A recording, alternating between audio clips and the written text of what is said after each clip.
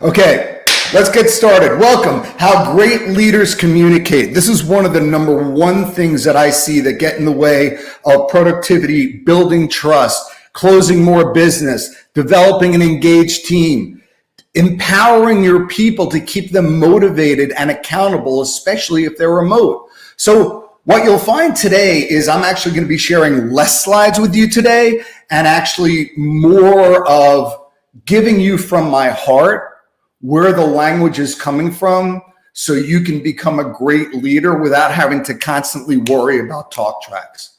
So today we're going to be working on not only the inner game of leadership and communication, but also the outer game of leadership and communication. So where we are right now is let's go ahead and outline some of the things that we'll be working on today. Number one, develop a happy, motivated sales champions by becoming a strategic communicator. Number two, develop the unconditional confidence of a manager when they have to make difficult decisions and conversations. What are the 5 critical conversations that you can master to achieve your sales goals and improve performance with a remote team? And what if you can do this, and I'm going to suspend judgment on this, is what if you can build deeper accountability, engagement, adoption, and trust around coaching in one conversation? Because this is about making coaching your competitive edge. So not only that I'm finding that managers struggle motivating people during good times, they actually struggle motivating people in difficult times. So these are just several of the learning objectives that we're working on. And let's go ahead and dive right in to our conversations for today. First of all, where do you find 100% alignment among your team, among your customers, and among your partners? What conversations do you struggle with or avoid? Self-reflect on this. And how do you create buy-in with people? These are all the questions that we as leaders struggle with. Oh, and by the way, please keep posting your comments on the side because I'd like to tackle them as we go through the program as well as at the end. So here's something that might come as a surprise for you. 85% of your financial success is due to your ability to communicate, negotiate, and lead. Shockingly, only 15% is due to technical knowledge. So let's look at the costs of what poor communication and how it can impact us. Number one, 86% of employees cite the lack of effective communication and collaboration as the main cause of workplace failures. Gallup reported that 73% managers feel unequipped to do their job. 97% of employees feel poor communication impacts their productivity, their mood, and their goals. Conversely, a McKinsey study showed that 76% of business leaders report that good communication increases productivity by 5x. Turnover among sales positions are the highest they've been ever. As a matter of fact, if you look here, turnover is as a result of what's going on in the marketplace today. Okay, the turnover among sales professionals has gone up by 39%, and in the tech world, 67%. The leading cause, the manager. And we've all heard the expression, people don't leave companies, they leave the manager. I'd like to add to that. What if people don't leave companies, they leave the manager because they're not effective communicators and create the environment, trust, and engagement that their people want and need most?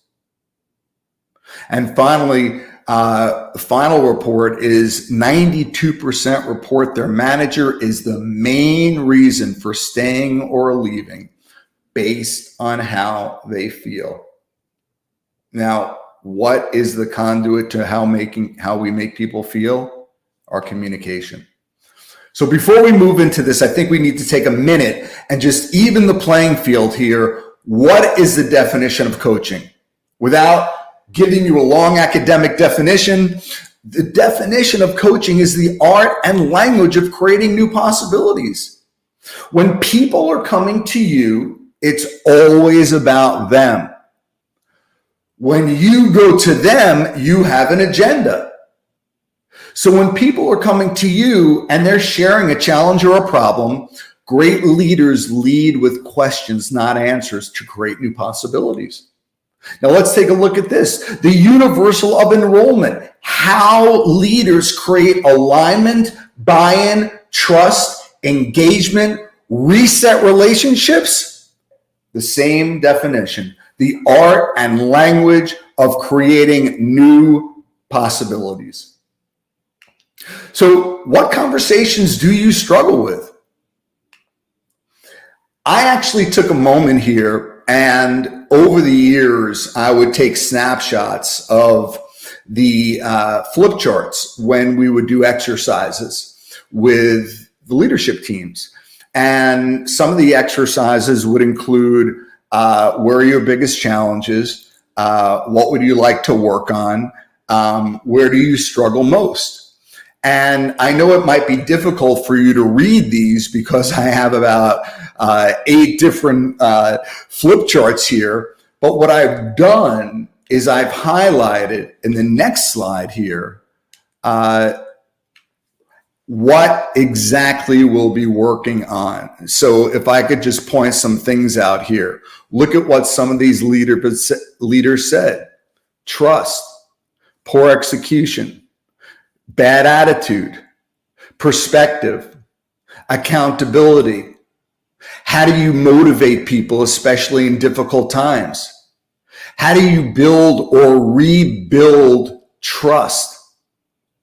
These are the conversations that rose to the top and exactly what we'll be focusing on today. So let's keep going. Before we move into the strategic part, I would like to spend some time talking about the inner game of masterful communication. Because if we don't focus on the inner game first, what comes out of our mouth and how we present ourselves and how we show up will not be the way we want to. So there are 3 core factors when it comes down to the inner game of masterful communication. Number 1, your confidence to deliver the message. Number 2, what assumptions and fears might be getting in the way that might sabotage your communication? And finally, this might become as a shock to you, but you can't be an extraordinary communicator and sales leader if you're not present and living in the moment. Now, just to clarify there, I think we would all agree that we physically exist in the moment, but I'm talking about the 3 points of time: past, present, future. I want you to think about where you live for a moment, and we'll unpack that a little later more. So we need this foundation because beliefs precede experience. So how good are you at building the unconditional confidence of a champion? How good are you at maintaining a high level of self-worth and belief in yourself? Well, my friends, what if I have told you that for your entire life, you've been lied to? That's right. You have been lied to. We have been working off our entire life a faulty definition of what it takes to build your confidence. And we have positioned our confidence in a way where it is not unconditional, but conditional. In other words, when I hit my goal, I'll be confident. When I get that promotion, I'll be confident. Once I achieve that result, I'll be confident. Once I close this one deal, I'll be confident. Okay, so let's play this out a little bit. Here you are, results, confidence, okay? You close a deal. What happens to your confidence? It goes up. Your confidence rises. You're feeling really good about yourself, believing in yourself and what you can do. Next appointment, bang, you close a deal. Confidence goes up. Uh-oh. You just found out that you lost another sale. What happens to your confidence? It drops. Your confidence drops. You're not feeling as confident and as sure of yourself and your abilities anymore. So the next opportunity, because of that, you show up that way and you lose another opportunity, which is impacting your results. My friends, what I want for you is detach confidence with results. They have no more relationship. Confidence is one thing, results is another, okay? But we have tendency to collapse this and define our self-worth by what we achieve, what we have, what we do, what we amass. That is a roller coaster ride, and you are surrendering your internal power to external situations and circumstances. So given that this is the inner game and this is not a go do, but a go be, I want you to try this on. What if you're confident because you're confident? That's it. One of my favorite quotes is by a Persian philosopher by the name of Hafez. And the quote reads, "I am happy before I have a reason."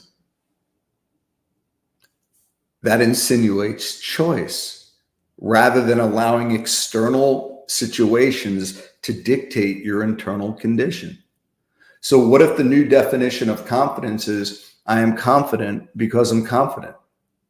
Now, it doesn't mean you're not going to strive for greatness and become the best version of yourself, but it's distinct to who you are and how you feel. Okay? So I want you to consider this. I want you to consider, and I'm looking right at you in the eye. Okay, I haven't mastered looking at 500 people in the eye, but hear me when I say this. You have already proven yourself. I know that's going to take a few minutes, if not longer, to sink in, because there's a whole bunch of buts after that. You have proven yourself. Everything else you achieve is distinct from your self-worth. And you will continue to strive to achieve bigger and greater goals. That's how you build the unconditional confidence of a champion, by making it a choice rather than a condition. So let's consider for a second, if you don't have the confidence, you're not going to have the self-worth assurance to be able to approach what you might perceive as a difficult conversation. All right, let's keep going. Ooh, two of my favorite subjects, assumptions and fear. Now, wait a second. Why would I combine assumptions and fear together? Well, let's take a look at this for a moment. Who do you see when you look at your manager, your customer, and your coworkers? Okay? Chances are, what happens is this: if you just adopted or have been given a new manager, whether it's a role change or you've been promoted, the manager you just had might be a tyrant, doesn't provide support, first to throw someone under the PIP, the performance improvement plan. And this is your experience with this manager. Okay. Well, now you get promoted and you have a new manager. Well, think about the assumptions you might be making. Well, the last manager acted this way, so I'm assuming this manager will be the same way. And then we wonder why managers wonder why 3/4 of their people, if not more, are open to coaching, but maybe 1 or 2 are not. And it's because the manager didn't take the time to go deeper to understand the why. So if you think about it, assumptions and fear drive thinking and behavior that will create the same results again and again. And by the way, assumptions, fear, they're cousins, okay? Think about it. What defines an assumption? It's a belief you perceive the current truth based on a past experience that you then project as an anticipated factual, mostly negative outcome in similar situations. And then that becomes a self-fulfilling prophecy based on fear. Well, the last time I spoke to Jay, that conversation did not go well. It looks like I have another appointment to speak to Jay today. I already know what's going to happen. It's not going to go well. Well, what did I just do? Past experience, projected future expectation is an assumption. You know what fear is? Past experience, future negative expectation. When I was younger, you may know people like this, I was bitten by a dog, past experience, future negative expectation. I don't want that to happen again, so I'll avoid it based on fear. Assumptions and fear are your biggest nemesis. That's why we're focusing on the communication of world-class leaders. So I want to get a little cerebral on you now, because the third thing I shared about the inner game of leadership and how great managers communicate has often nothing to do with the language they use, which we'll get to, but how they are in terms of their inner game and how good are they at being present. So I mentioned earlier, and again, I'm not disputing the fact that we all physically exist in the moment, but I want you to consider where you're living in your mind. I will challenge you and say 95% of your waking hours, you're living in the future. Feel free to push back. Now, why is this? Because, my friends, you are living in a global epidemic. This is a universal conundrum. Your company is result-driven. Every company is result-driven. So think about this. Past, present, future. If we're driving towards result, where does the result or the goal or the quota live? It lives in the future. Well, because of that, and because you have a target on your back, you're always focused on what's next, the next deal, the next opportunity, okay, versus focusing on what's now. Now, most of the time when it comes to leaders and sales professionals, they're less about living in the past and more about living in the future. Because if you're living in the past, it sounds like regret, like, oh, if only I invested in that stock when it first went public, oh my gosh, I'd have so much more money in my portfolio. It sounds like regret, okay? But now what we do, think about it. We project to the future. That's where we live. Once I hit my quota, once I make our numbers, then I'll be happy. For how long? A minute? 5 minutes? An hour? And then the counter resets to zero. So again, that's conditional. Once then I will be happy. Once I get the new toy, the new car, the promotion, lose weight, find my soulmate, get that house, move to the perfect location, change jobs, then I'll be happy. You know what that's called? Sad. Because we're surrendering our internal power to things we have no control of. So I want you to think what else lives in the future. Your quota, your agenda, your expectations, your assumptions, your fears, and I use them synonymous, worry or concerns. They all happen in the future. One of my favorite quotes is, why worry? Why worry about the things you can't control because you can't control them? And why worry about the things you can control because you can control them? So why worry?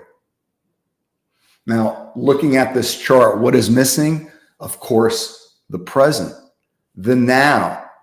And we are so conditioned to always focus on what's next. It is exceedingly difficult, especially when we're pulled in so many directions, to focus on what's now. So let's do a quick self-assessment. Coaching and enrollment is the art of creating possibility. The greatest skill that you can offer is the ability to, the gift of listening and asking questions. So let's break this down. Active listening, at what point does it occur? Present. When you're creating something, what point does it occur? Present. When you're creating value, present. When you uncover the coaching moment, present. When you're creating breakthroughs, okay? When you're exercising your process, when you're process driven, not result driven, lives in the present. So final question. I want you to think about what you can miss with both eyes on your future goal. And that's why we need to shift from what's now to what's next.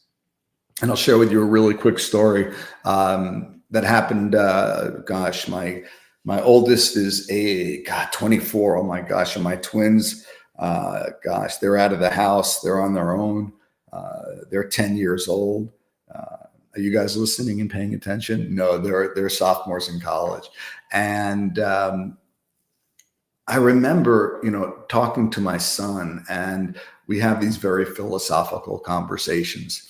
And and at that point, I think he was around 10 years old, and we were driving. I just got home after a week of travel, and left Monday, came back Friday. I landed in JFK Airport, got home a little earlier than normally. It was raining outside. And I go inside to grab my wife, give her a big kiss and a hug. I grab my kids, give them a big kiss and a hug. My wife said, "Hey, we haven't gone out for dinner yet. Would you like to go out for dinner as a family?" And I said, "Absolutely." So it took a few minutes to change and dress and clean up. And the next thing you know, we are in my truck and we are driving to my children's favorite restaurant. And as we're driving, the rain is beginning to subside. Now, here I am with the most important 4 people in my life, and I am not with them. Because just like when that plane lands, what does every single person do? They whip out their phone and they start checking their texts and emails. And listen, I'm human too. We just were disconnected for 6 hours. And then here I am in the taxi and I'm doing the same thing. I'm thinking about what happened while I was away and did I achieve my clients' expectations? I'm thinking about the work that I missed. I'm thinking about the work that I have to catch up to. And I'm all stuck in my mind. And the same thing continued and perpetuated while I was with my family. And I'm thinking, okay, what did I do in California? I have follow-up to do. I have tons of emails. I have to get this information out to another client. Oh, I have another seminar next week. I am in the past. I am in the present. I am in the future. But I am certainly not focusing in the moment. And I hear my kids laughing and giggling and having a nice conversation. And we pull into the restaurant and all of a sudden my son says, Daddy, look out the window. There's a rainbow. And just like that, my son, 10 years old, smacked me right back into reality. Everything to children is such a miracle. They're like sponges. Everything is new. But then we get older and we treat these daily miracles as just another day in the office. And when he said that, I looked out the window and I saw this beautiful rainbow, every color of the spectrum. And we started talking about that.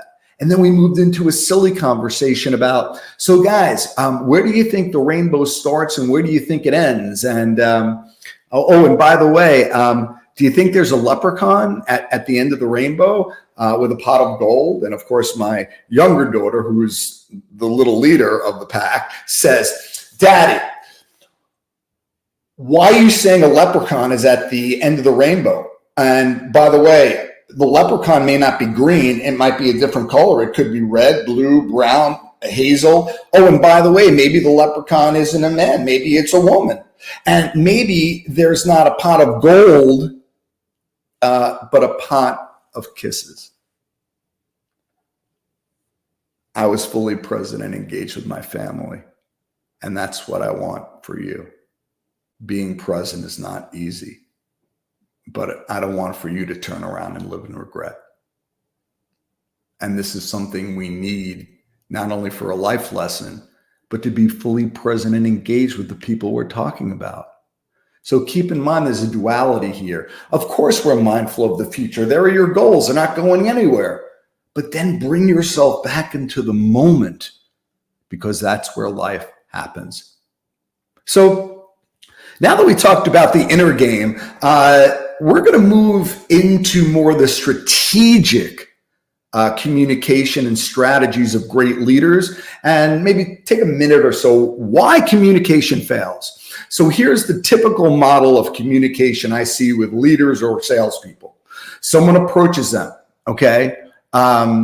Hey, can I help you? Okay, what do? Here's what you need to do. Typical chief problem solver, okay? Now, the manager has to roll something out. They have to implement change. They have to address what might be a challenging conversation around performance or hygiene or relationships or toxic attitudes. Any of those things that many managers might consider to be a difficult conversation. But I am here to tell you that there is no such thing as a difficult conversation. So most of the time when people or companies are initiating a change, the managers go to their team and they say, okay, guys, this is what we're doing. Now, of course, the first reaction to your team is, well, why? Well, because here's what you need to do, and here's what I want, replies the manager. And by the way, this is coming from the top. Okay, well, you could tell them what they need to do, and if they want to keep their job, they'll do it. But that individual, your team has no idea of the why. What's in it for them? Okay, so how do we then create greater motivation when it comes to communication? Okay, here it is. I will give you the number one reason right now, so you don't have to sit and bang your head for hours or days, why people aren't bought into your change. It's one reason. When intentions aren't clear, people default to fear. Okay? If I sent you an email and in the subject line it says, call me ASAP, and I'm your boss, what's your first reaction? It's not, I want to see how great my boss is going to tell me I am. It's going to be, uh-oh, what did I do wrong? Did I just lose the deal? Did someone get terminated? Am I going to be put on a performance improvement plan? The human default file is fear. And that's why great companies recognize the need to train managers and salespeople on new conversations with their team and customers that connect people on a deeper, personal, and more meaningful way. This session is about how great leaders communicate. Well, that means changing your mindset and the language you're using. Because when you change the conversation, you change the outcome. So while most managers will say, this is what we're doing and this is exactly what I was told we have to do, what if the manager shared, this is what we're doing? This is why we're doing it. And this is what's in it for you. And here is a simple model of enrollment simplified. Managers are really good at saying, here's what we're doing. But they drop the ball when they're talking about the why we're doing it and the benefit to that person. It's two steps you're missing, okay? You might have people engage again because they want to keep their job, but what kind of exponential output do you think you're going to get from them? Passion, satisfaction, okay? Commitment, accountability? No, they're just going to go through the motions. And then we wonder why people are reluctant to change. But now here's why we're doing it. The why. Oh, now I understand, Mr. and Mrs. Manager. And here's what's in it for you. So if you're able to take this on, the benefit for you that you'll realize is X, Y, and Z. So now what you're doing is this. Here are your business objectives. Here are the person's core values, goals, and priorities. What if you can align your business objectives with each person's goals, priorities, and values? That's how you create alignment. That's how you create buy-in. That's how you build accountability, because now each person is saying, oh, if I do this and hit my number, I'm going to achieve this personally. Now they see the value and what's in it for them. So I want to take the last 20 minutes or so that we have, taking the time to define the 5 conversations great leaders master. Now, you'll notice that there might be a couple of conversations that you're thinking, wait a second, Keith, how do I hold people accountable? How do I break down departmental silos? How do I enroll people in coaching? Well, on my last 2 LinkedIn Live sessions, I cover those, and I didn't want to be redundant on this one. So let's dive into these 5 conversations. Number 1, well, this one might become as a shock to you. We talk about it all the time. Oh, well, coaching isn't about coaching our employees. A true coaching culture means you're coaching your peers, your coworkers, your boss, and people in other departments. That's the secret to breaking down departmental silos. Okay. So why do people need to coach up to their manager? Well, let's think about this for a second. Let's say you have a manager and their style of management isn't really a fit for you. Now, you can wait until that manager realizes that it's not a fit for you, but you might be waiting your whole career. Okay? So in this opportunity, this is why coaching up is so critical. Because sometimes you need to tell people what you want, what you need, even how you like to be acknowledged, motivated, held accountable, and coached. Why? For one simple reason. It's hard to recognize the needs of others if it's something that we're not getting ourselves. So if I'm a leader and I'm not getting the coaching support that I need, it's very difficult for me to recognize the needs of others, which is why coaching up is about putting it in your proverbial court so you can take the initiative and coach up to your boss in a way where they would be receptive. Now, I know this might sound a little scary, okay? Well, Keith, you want me to coach up? What's going to happen if I coach up and they don't like what I say, or I get fired or terminated? No. That's you going to fear. Now let's talk about what it would sound like if you enrolled your manager in how you wanted to be managed, motivated, supported to, and coached. Now, again, I didn't fill up all these slides with templates. As a matter of fact, at the end of the session, I'm going to paste a few links, and these links will take you to the full-blown handout where I have every single template that I'm talking through, so you have it as a playbook that you can use to ensure that you're communicating like a sales leader that you can be. So what would it sound like if we were coaching up? Well, we always want to use that wanting for statement. Now, if you're familiar with my work, wanting for statement is language that takes a stand for someone. Now, the reason why I didn't put the templates in here is because I want for you to see that the greatest coaches don't coach from their head. They coach from their heart.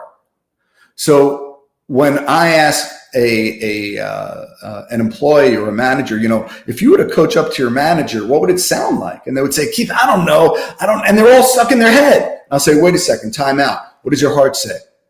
I'm going to say, well, what I want for you, boss, what I want for the company is for us to all reach our goals. And I know that I'm fully committed to doing so. And that's why I'd love to talk to you about ways where you can make sure you get the best productivity out of me through coaching, support, motivation, and how I like to be held accountable. Would you be open to having that conversation so we can align around that so you can get the best out of me? Now, again, guys, I just riffed that. It came from my heart. Would anyone say no to that? Of course not. Okay. What about the accountability partnership? Here's the second conversation that managers struggle with that they do not have to. Stop banging your head against the wall and trying to figure out what motivates people and holds them accountable. 3 things to hold people accountable. You ready? Here we go. And again, the language is not going to be in this PowerPoint, folks. I'm sending you a separate PowerPoint with all the templates. So don't worry about feverishly scribbling down, because that was the whole point of me not including it. I didn't want to compete with these slides. So what is an accountability partnership? How do you hold people accountable? Number 1, by asking questions. So what would they sound like? Well, Mr. and Mrs. Employee, how can I be your best accountability partner in a way that will enable you to achieve your goals without you feeling like I'm micromanaging you? Time out. Anyone here wouldn't want to answer that question? And notice, I didn't say, how do you want me to hold you accountable? I said, how do you want me to be your accountability partner? Okay. They make the rules, they own it. Second question, how do you want me to follow up with you if you don't honor the commitments you make? How do you want me to bring this up? What would it sound like? Again, you're not making the rules. If you were my manager, okay, I would say, hit me right between the eyes, boss. Tell me what I did wrong. Tell me where I messed up, and I will go do it. I like to be managed that way. Maybe you do too. Most people don't. And if you manage it that way, you're now managing in your own image. And I have heard countless times when managers say, well, Keith, when I do that, I have made people cry. Ow.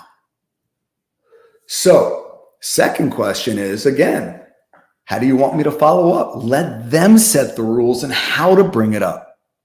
So those are the first 2 questions. And those are great, but how do you call people out? How do you get permission to call people out immediately in a way where they understand your good intention?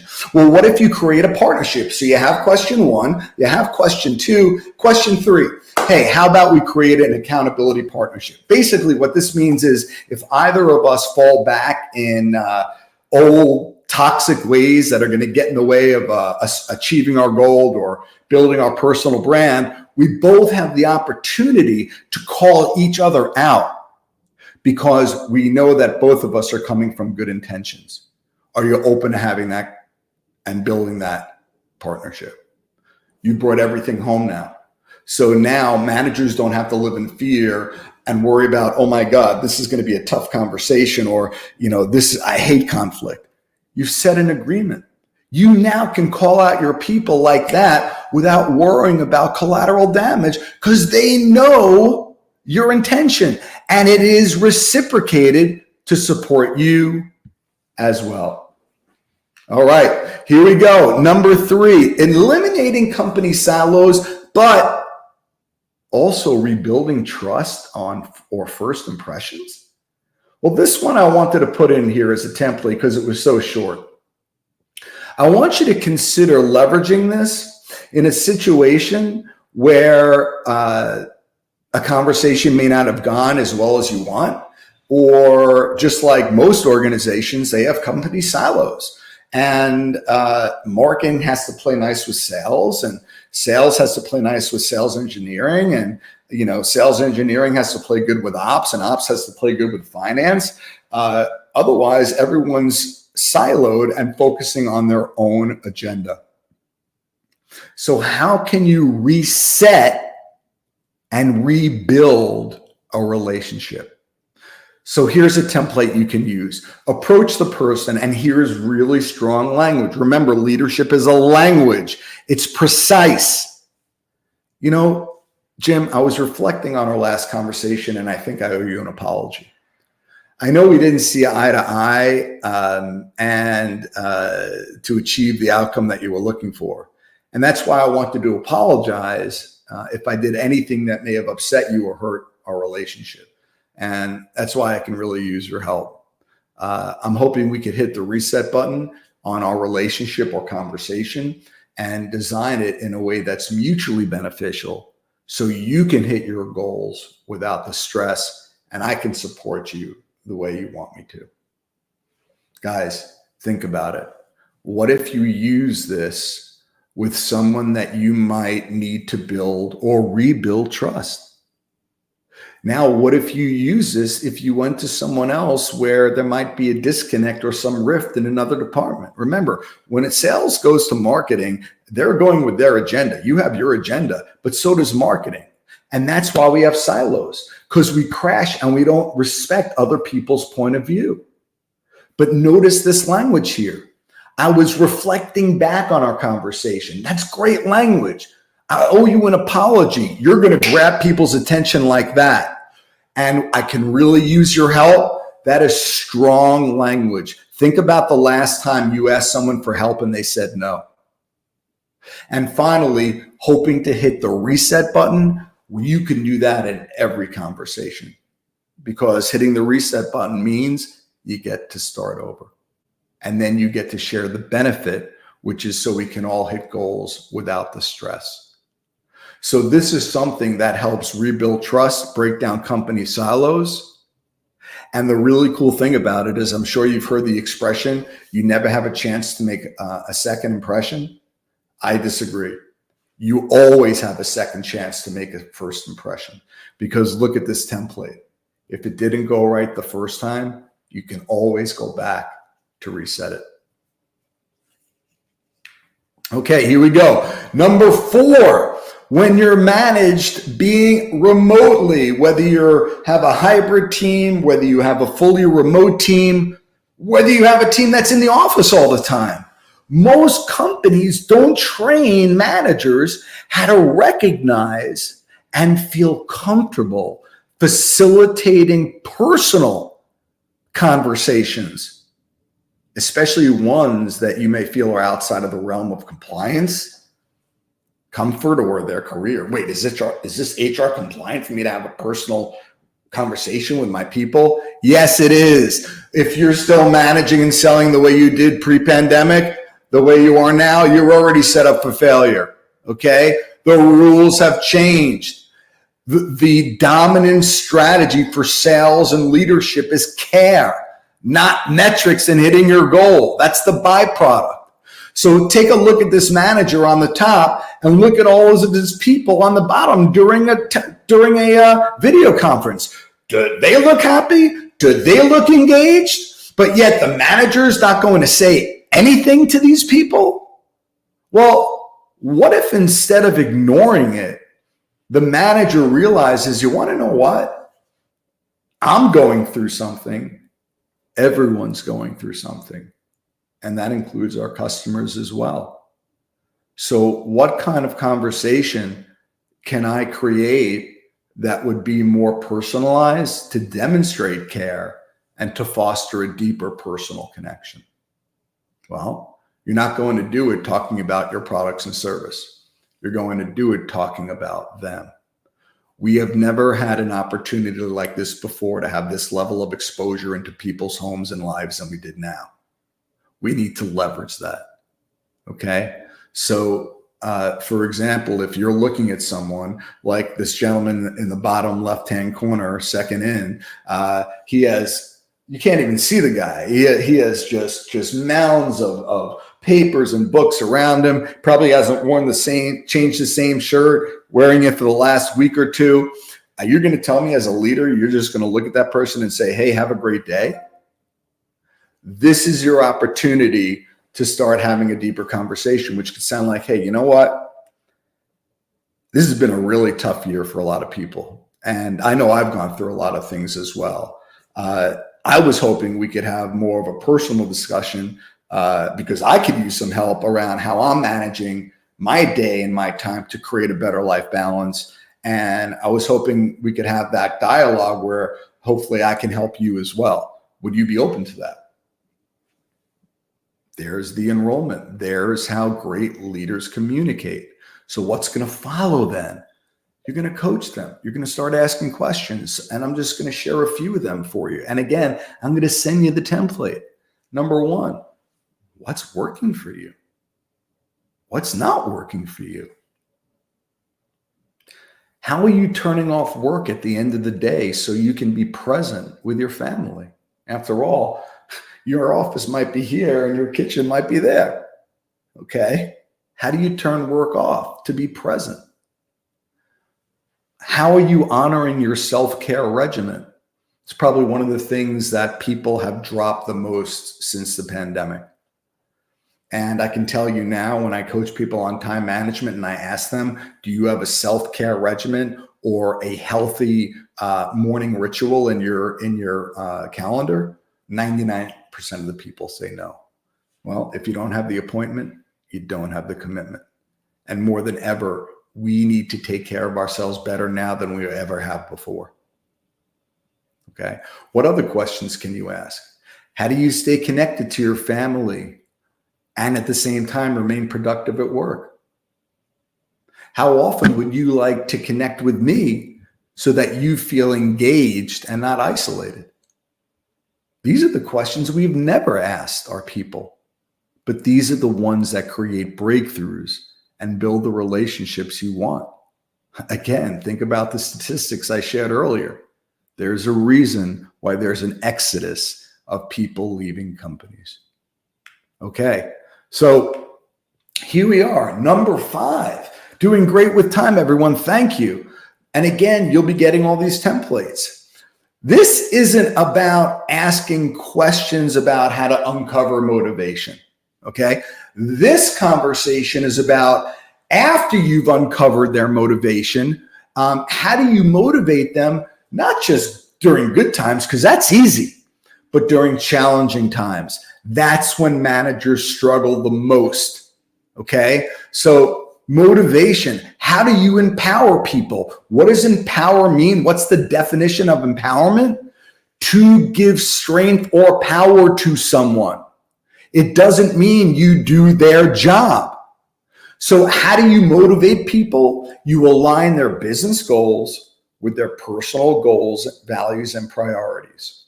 This stimulates self-motivation and accountability. So many times, if ever, now I'm going to tell you right now, chances are if you haven't had the conversation about what are your key motivators, core values, and priorities with each person on your team, I am looking you in the eye and saying you have no clue what motivates them. You're assuming it. Call me, challenge me, email me if you like. Okay? So then how do we motivate people during difficult times? Well, now let's assume we know what their values are. We know what their goals are. Okay? And we know what their priorities are. All right? And during challenging times, what happens is, let's paint a picture that you did actually have that conversation and pulled out their goals, their priorities, and their core values. When someone is lacking motivation, chances are, whenever we had that conversation, whether it was during the interview process or onboarding process, it gets filed away and never looked at again. This is the time to keep this in front of not only your line of vision, but your people's line of vision as well. Because this is really speaking to what I mentioned earlier about enrollment. When people are struggling, they need the reminder of why they're doing what they're doing. Okay? And beyond that is if they need to live their values and they're not, you will feel off. Let me give you a definition of integrity. Integrity does not always mean honesty. It could mean honesty for you, but integrity is what we do to make ourselves feel whole and feel complete. Okay? So integrity is a reflection of your core values. So for me personally, my core values are adventure, making an impact, extreme self-care, love, connection, creativity, family. I can keep going. My point is this: if you ever wake up or you're going through a week and you're just feeling off, I guarantee you, and here's another simple strategy for you to find the immediate gap, just like if you enroll someone and they're not bought in, the immediate gap is you didn't enroll them well, okay? If people are feeling off, ask them, what values aren't you honoring? I guarantee if you look at their values, there are things that they will not be honoring. Maybe it's time with their family. Maybe it's self-care, but those are core values of theirs. So let me say that in a different way. If you are not honoring your core values, which is a full expression of who you are, you're out of your integrity, because integrity is what makes you whole and complete. So when you want to motivate people during difficult times, keep their dreams and goals in front of them. So here we are, ready to wrap up. Let's bring this home. Think about this. Based on what we discussed, what is the primary objective of leadership? Okay. When you wake up in the morning, what question are you asking yourself? Are you asking yourself, how am I going to get my team to achieve my business objectives and sales goals today? Well, if you're doing that, you're already coming from a result-driven, fear-based process. And guess where you're living? In the future. The question you want to ask yourself when you wake up is, what do I need to do to make my people more valuable today than they were yesterday? That's focusing on their vision, company vision, core values, both of company values and that individual's values. And your primary objective of leadership is to make your people more valuable every day. So remember, the good news is change starts with you. It's all in your power. So to wrap this point home, and thank you everyone for being right on time. I hope the 5 minutes up front gave you a few minutes extra to get off the other meeting you had and get on this meeting, because probably the most common words I hear is, oh, Keith, I'm so sorry that I'm late for this meeting. The other meeting was running a few minutes late. I'm sure no one's ever said or heard that before. Is my sarcasm translating? Okay. Well, listen, this being our last LinkedIn Live session for the year, I have some special bonuses just for those who have taken the time to invest in themselves to be here for the session. Number one, as I mentioned before, you're going to get this entire presentation, but on steroids, because I'm including all the templates. I will keep you posted. I will send you the link.